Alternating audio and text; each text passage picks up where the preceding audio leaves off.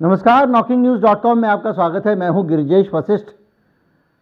सोमवार निकल गया, अडानी साहब कोई बहुत बड़ा चमत्कार करने की स्थिति में नहीं आए, उनके शेयर्स गिरते जा रहे हैं।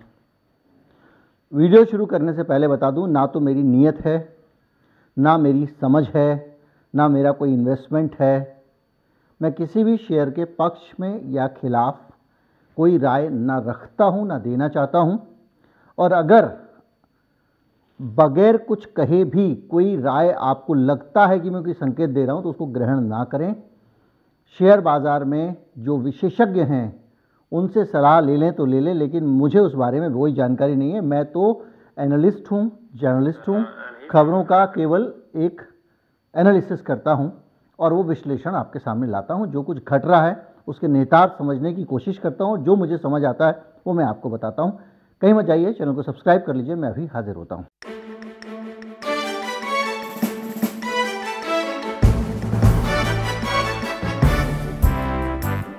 अडानी जी को आज जो उम्मीद की जा रही थी वो ये की जा रही थी कि अडानी जी के जितने रिसोर्सेज हैं, वो लोग जितने उनके मित्र संबंधी हैं, उनके शुभचिंतक हैं, उनके शेयर में पैसा एक बार लगवा दिया जाए। और कुछ एक्सपर्ट्स का कहना ये था कि उसके कारण अपर सर्किट लग जाएगा, ट्रेडिंग बंद हो जाएगी। तो अडानी जी की जब ट्रेडिंग बंद होगी तो अडानी जी का फॉल, शेयर का गिरना रुक जाएगा। और शुरुआत में आपने देखा होगा, जब सुबह व्यापार की शुरुआत हुई वहाँ पे मार्केट में, तो कुछ लोगों ने पैसा बहुत सारा लगाया, थोड़ा शेयर ऊपर गया, लेकिन वो उतना धक्का ना दे पाए कि सर्किट लग जाता। मुन्ना भाई वाला सर्किट हो गया। खैर, उसके बाद में अब ये जिन लोगों ने आज सुबह शेयर खरीदे थे, ये नए विक्रेता खड़े हो गए हैं बाजार में कि अगर कल को और परसों शेयर का गिरना जारी रहता है तो ये फिर संकट में होंगे। 10-15% का तो घाटा उठा लेंगे। इससे ज़्यादा स्थिति आने पर ये भी बेचने वालों की लाइन में खड़े हो जाएंगे, जो अडानी ग्रुप के लिए एक समस्या हो सकती है। लेकिन मामला सिर्फ इतना नहीं है, इसके अलावा एक और मामला है, और वो मामला ये है कि जो बैंक्स हैं, अगर ये शेयर इसी तरह गिरता रहा सर्किट लग के, तो जिन बैंकों के पास में शेयर गिरवी रखे हुए हैं अडानी साहब के, तो वो उस कंडीशन पे रखे हुए हैं कि भाई इससे नीचे शेयर जाएगा तो वो शेयर फिर बैंक का अधिकार होगा कि वो बेच दे और अपने पैसे की रिकवरी कर ले। उस स्थिति में कोई भी बैंक अब जो माहौल बना हुआ है इसमें अंदर ही अंदर खेल भी नहीं कर सकता, चुपचाप बैठ जाए। वो अपने शेयर बेचकर पैसा वसूल करने के लिए विवश है, उसके पास कोई रास्ता नहीं। अगर वो कुछ रोकना भी चाहता है तो थोड़ा बहुत रोक लेगा, 2-4% पे। तो जो मार्केट में 6 से 10% के करीब जो शेयर है रिटेल मार्केट में, इंस्टीट्यूशनल इन्वेस्टर्स, इनका सबका सब हटाने के बाद में जो मार्केट को ऊपर नीचे करता है, उसके अलावा ये नए बिकवैया आ जाएंगे बैंक वाले मार्केट में। इनके पास जो शेयर गिरवी रखा है, जब वो मार्केट में आएगा तो और नीचे जाएगा। तीसरी समस्या ये हो गई है कि ये जो लेकर आए हैं अपना एफपीओ, अब इन्होंने मार्केट में जाके बोल तो दिया है कि ना तो दाम कम करेंगे ना डेट बढ़ाएंगे। भाई साहब, लेना है तो लो। और बहुत सारे लोग ये बवाल खड़ा होने से पहले, हाइडेनबर्ग वाला, इनका शेयर ले भी चुके थे। कौन? ऐसे लोग जिनको पब्लिक में जाने से पहले शेयर दिए जाते हैं, बड़े बड़े इन्वेस्टर्स होते हैं, वो एक अलग कहानी। तो उनके पास भी शेयर पड़ा। अब जैसे ही अगर गड़बड़ होती है मान लीजिए, तो वो लोग भी अभी इस ताक में होंगे कि मौका मिले और निकाल दें।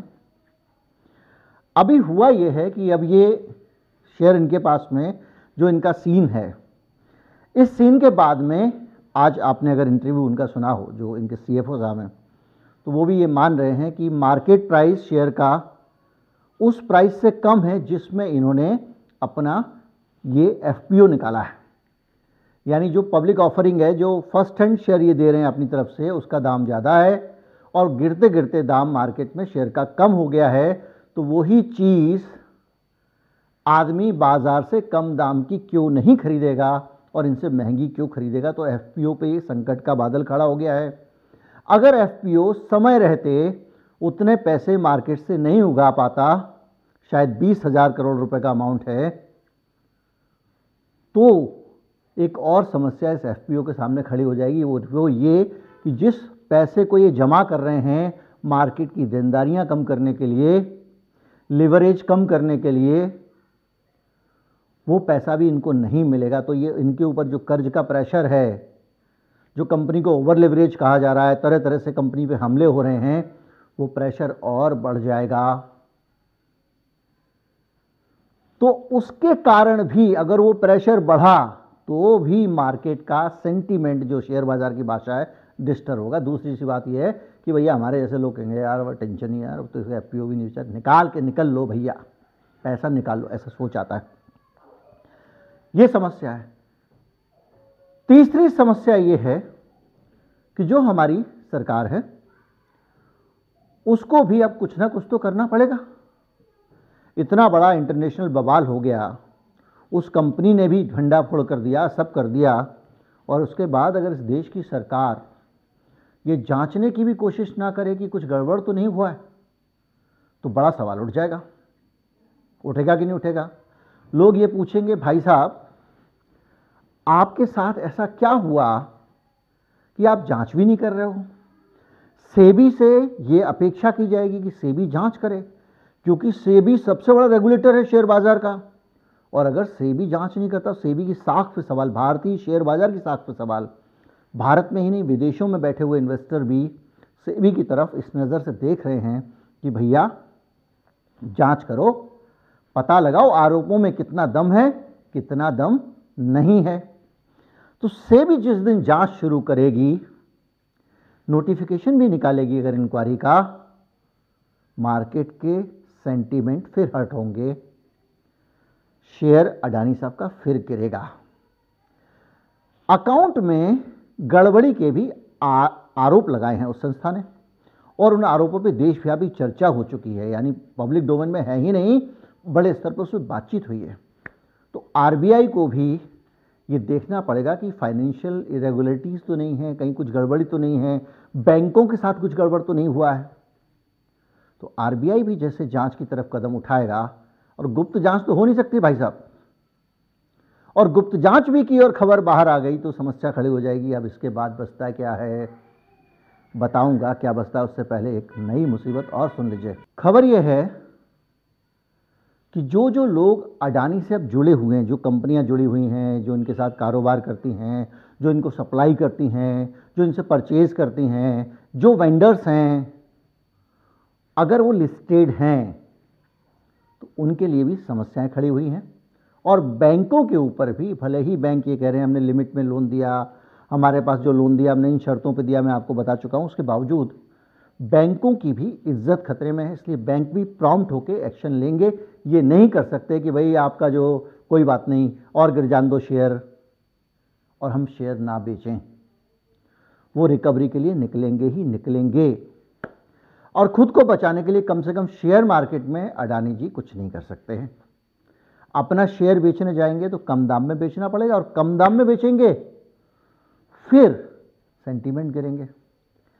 इस बीच में अडानी जी ने एक और गलती कर दी है, और ये जो स्टेटमेंट उनका आया है, जो उन्होंने जवाब दिया है हिंडनबर्ग का, उस जवाब में बहुत सारी चीज़ें छिपी हुई हैं जो ये संदेश दे रही हैं। एक तो उन्होंने कहा है कि हमारे ऊपर जो आरोप लगा रहे हो पहले से ही सबको पता है, पब्लिक डोमेन में, ठीक है, सबको पता है कि शेयर के घोटाले का आरोप लग चुका है, सबको पता है कि वो डायमंड मर्चेंट वाले मामले में भाई छोटे भाई जो अरेस्ट हो चुके हैं, ये सब बातें सबको पहले से पता है। ऐसा होता है ना भाई साहब, जब आप किसी नए केस में फंसते हो ना तो चार्जशीट निकलती है। मुन्ना बहुरंगी अगर किसी का मर्डर कर दे तो क्या होगा? अखबार में खबर छपेगी कि मुन्ना बहुरंगी ने मर्डर कर दिया, ये आदमी पहले 40 मर्डर कर चुका है, इसका घर तोड़ चुका है, इसके घर में ये कर चुका है, 4 बार जेल से भाग चुका है। आती है ना हिस्ट्री शीट। तो वो आज की तारीख में अगर पुराने मुर्दे उखड़ रहे हैं तो वो भी आपकी साख के लिए अच्छा नहीं है, भले ही वो पुराने मुर्दे हैं।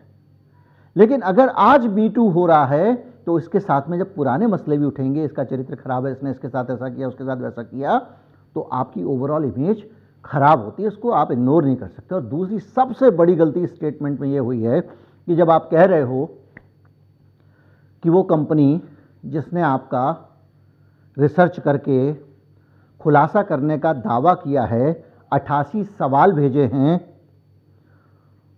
वो कंपनी एक शॉर्ट सेलिंग कंपनी है और वो अपना मुनाफा इसी तरह बनाती है, उसका धंधा करने का तरीका यही।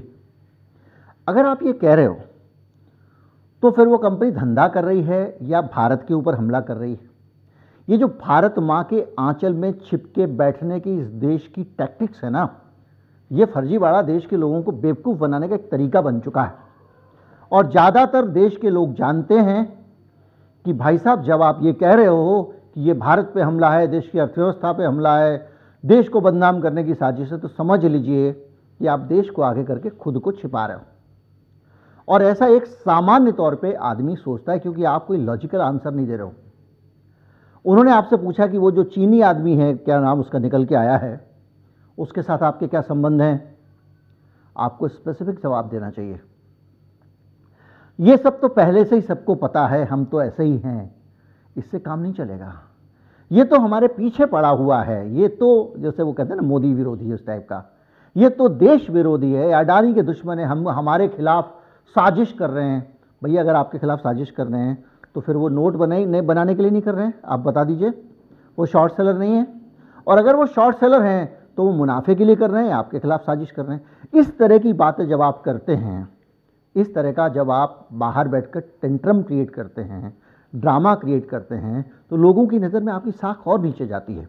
क्योंकि जो लोग हैं वो देख रहे हैं, वो ये कह रहे हैं, यार आप बताओ ना, उसने 88 बातें कही हैं, आप उसका कीमा बनाओ, अगर आपके अंदर हिम्मत है तो डॉक्यूमेंट दो, सबूत दो।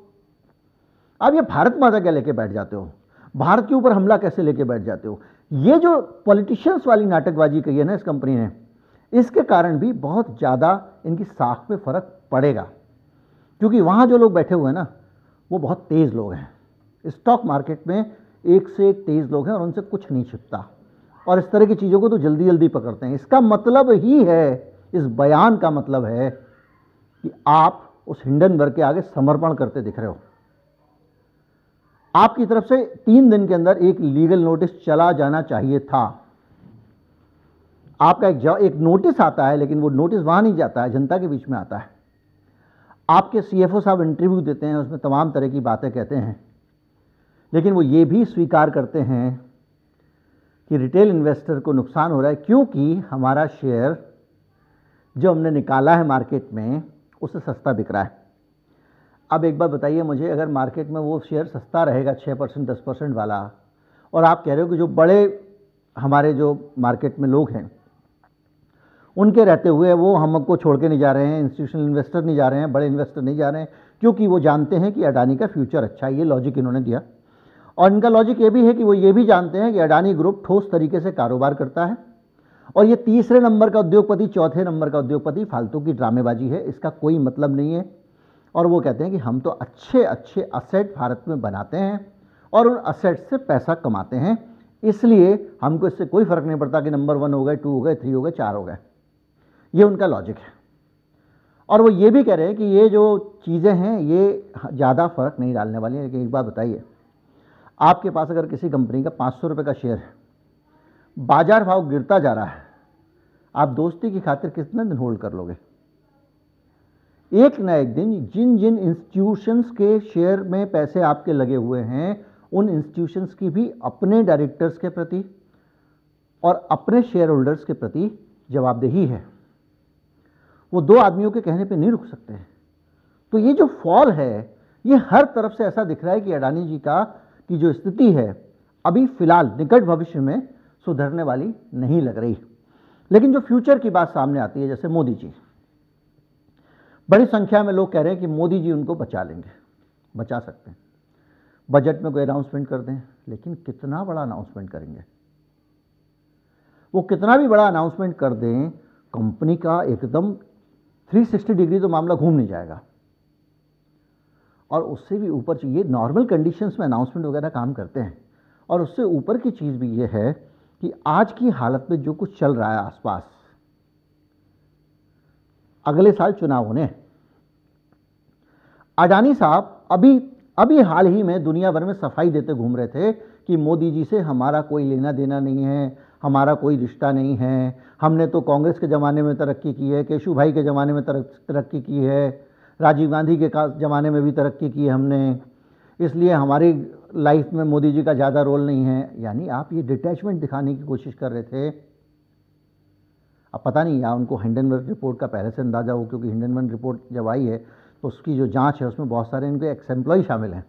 कोई बड़ी बात नहीं है, इनको भनक लगी हो। खैर, तो अब आगे आके अगर मोदी जी इनकी मदद करने के लिए आगे आते हैं तो सबसे बड़ा प्रश्न चिन्ह उनकी अपनी साख पे लगेगा। तो जब तक इस पे हल्ला चल रहा है और गिरावट चल रही है, तब तक मोदी जी भी ज़्यादा कुछ नहीं कर पाएंगे।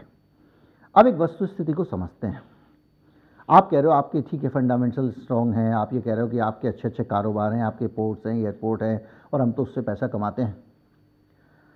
आपका शेयर जो है ना उन एयरपोर्ट और पोर्ट की कमाई तक रहे और आपको ये लगे कि भाई इसका आने वाले समय में ये कंपनी यहाँ तक जा सकती है, तो मैं पहले से ही इस रेट पे शेयर खरीद लेता हूँ, समझ में आता है। और ये होता रहा है 30-40 साल तक इस देश में। 70s में, इवन 80s में भी किसी भी कंपनी के 8 साल लिमिट थी कि आज अगर आपने कोई शेयर आप खरीदते थे तो ये मानते थे 8 साल बाद कंपनी कहाँ होगी, इतना तक तो आप पैसा लगा सकते थे, लेकिन उससे ज़्यादा बाद में वो कंपनी की पोजीशन को देख के आप पैसे नहीं लगाते थे। आज की तारीख में 20 साल 25 साल बाद का भविष्य देखकर इन्वेस्टर इन्वेस्ट कर रहा है, क्योंकि वो केवल शेयर का दाम देख रहा है, उसमें होड़ में लग जा रहा है, पैसे छापने में लगा। वो ये नहीं देख रहा है कि ये कंपनी 20 साल बाद मैं जहाँ देख रहा हूँ और वो रेट दे रहा हूँ, 20 साल बाद जहाँ का रेट दे रहा हूँ वहाँ तक कंपनी पहुँचेगी कि नहीं पहुँचेगी। तो एक बबल बनता जाता है शेयर बाजार में और वो बबल समय समय पे फूटता है। लेकिन अडानी जी का जो परसेप्शन है ना कि ये कामयाब बिजनेसमैन है, एक बहुत ज़बरदस्त परसेप्शन है। दूसरा ये कि ये सरकार के नज़दीक है और सरकार से इनको फेवर मिलता रहता है। ये सारी चीज़ों के कारण ना एक बड़ा बबल अडानी साहब का बन गया था। अब यही चीज़ जो वो कह रहे हैं कि भाई हमारे पास पोर्ट्स हैं, ये हैं, वो हैं, तो एक जगह पे जाके जैसे उनका विल्मर का कारोबार है, दूसरी चीज़ें हैं, उस लेवल पे आके ठहर जाएंगे ऐसा लग रहा है। और उस लेवल पे आके ठहरने का मतलब है कि आप वो दुनिया के आज जो 8वें नंबर के अमीर बने हुए हैं ये भी बने रह जाएं, ये इसमें शक है। जो भी है ये सारी चीज़ें चल रही हैं। इस बीच में जो उम्मीद है वो यही है कि या तो सरकार बचा ले, तारनहार बन जाए, या अडानी जी शांति से अपने लैंडिंग का इंतज़ार करें कि वो नीचे आएँ घुटना घुटना तोड़े बगैर, उसके बाद स्मार्ट तरीके से अपनी यात्रा को शुरू करें। इस कंपनी ने, हिंडनबर्ग ने जो पहले खुलासे किए हैं, उन खुलासों का अंजाम अगर देख लिया जाए, निकोला का अगर आप देख लें एग्जाम्पल, जो वर्स्ट एग्जाम्पल है, उस तरह की स्थिति पे जाके भी ये ठहर सकते हैं। लेकिन ये कुछ ऐसा मामला है, ये कीचड़ होती है ना, उसमें आप गिरते हो, ज़्यादा हाथ पाँव मारते हो ना तो और ज़्यादा फंसते हो। इनकी परिस्थितियाँ वो बन रही। इस एनालिसिस में किसी प्रकार की कोई इन्वेस्टर्स एडवाइस नहीं है, ये विचार हैं और ये विचार विभिन्न प्रकार के आसपास उपस्थित साक्ष्यों, अनुमानों, प्रक्रियाओं और पैटर्न के ऊपर आधारित हैं, जो कि गलत भी हो सकते हैं। मेरे कहने पर किसी प्रकार का कोई इन्वेस्टमेंट ना करें और कोई ऐसी राय ना बनाएं जिसका कोई आर्थिक परिणाम होता हो। एक घटना हमारे आसपास घट रही है, उसका एनालिसिस मैं आपको दे रहा हूं जैसे दूसरी घटनाओं का देता हूं। ज़्यादा से ज़्यादा लोगों तक वीडियो पहुंचाइए। नमस्कार, जय हिंद।